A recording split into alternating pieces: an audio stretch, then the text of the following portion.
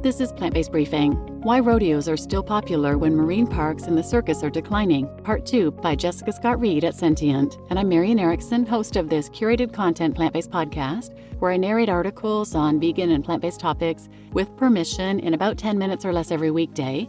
And today's article is longer than that, so it's a two-parter. I read the first half yesterday, so go back and listen to that first, and then come back here for the second half. So now let's get to today's plant-based briefing. Why Rodeos Are Still Popular When Marine Parks and the Circus Are Declining, Part 2 by Jessica Scott-Reed at Sentient at sentientmedia.org. Why do some people like rodeos? So, what draws millions of people to witness these events, given the documented harm to animals? Philip Tedeschi is a clinical professor at the University of Denver and an expert in the human-animal connection. He argues that when it comes to understanding rodeo spectators, context is key. When we start to look at the nature of human-animal interaction, one of the things that we've been able to document is that the information people have is often manipulated, he tells Sentient, or not very accurate about what's going on with animals. Regarding rodeos, he says, if a person is brought up since childhood to believe that what they are observing is a game or sport, something culturally defined as a deserving activity, it becomes normalized. This is especially true when that practice is further reinforced with praise and recognition. Often this socialization, that cultural framework, is embedded in that culture at almost every level, from very early child development, he says. We see this in rodeo activities geared specifically toward children, such as pig scrambles and mutton busting. In these events, children ride sheep or other animals or engage in wrestling an animal or controlling them in some form, Tedeschi describes, and then getting a lot of attention for that. This is early shaping of those behaviors. Organizations like 4-H and Future Farmers of America similarly serve to socialize children to emotionally distance themselves from the animals they are tasked to care for before selling them to be slaughtered, and these same organizations are also often present at rodeos. These behaviors are then reinforced by rodeo, seeing people earning lots of money and being stars and getting a lot of recognition for it, says Tedeschi, framing it as some kind of accomplishment. Being recognized for the accomplishment of overpowering an animal then aids in the creation of personal identity, which leads to membership into a broader cultural identity of someone who attends rodeo. How rodeos remain popular. The strong connection to cultural identity helps explain why rodeos endure. While other forms of animal entertainment, such as circuses and marine parks, have been steadily falling out of public favor across North America in recent years, rodeos continue to be popular.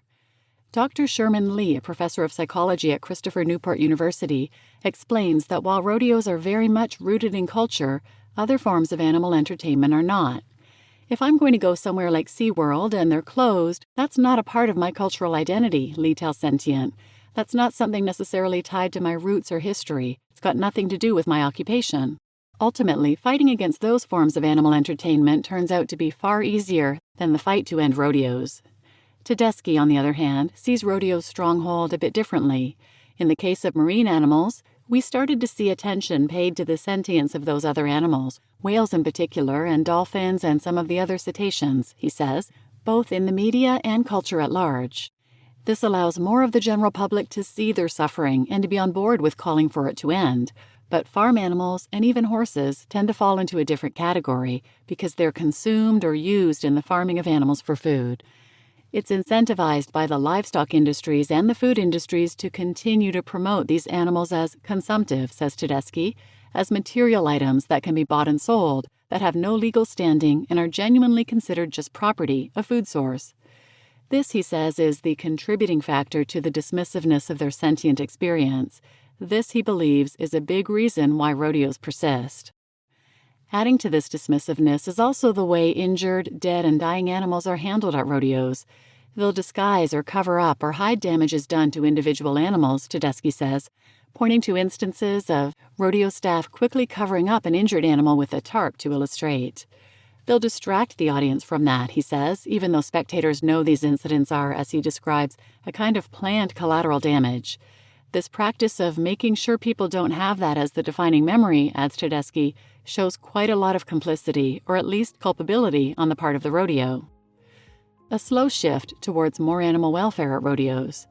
There has been some progress in improving animal welfare in the rodeo world. According to the Wyoming Tribune-Eagle report on improvements at Cheyenne Frontier Days, in 2008 the event banned the use of cattle prods and other stimulating devices in chutes.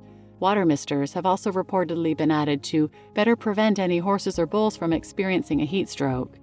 Events encouraging children to tackle animals have also been banned or otherwise canceled. And jerk downs, an illegal move used in tie-down roping that sees the competitor give some slack, then snap the animal back, harmfully jerking the calf in the air by the neck, were outlawed by the Professional Rodeo Cowboys Association in 2012. Despite these improvements, rodeo events remain as popular as ever with fans. Both the Calgary Stampede and Cheyenne Frontier Days saw an increase in attendance this year. Even as marine parks and circuses close amid declining public interest, rodeos seem to remain untouchable.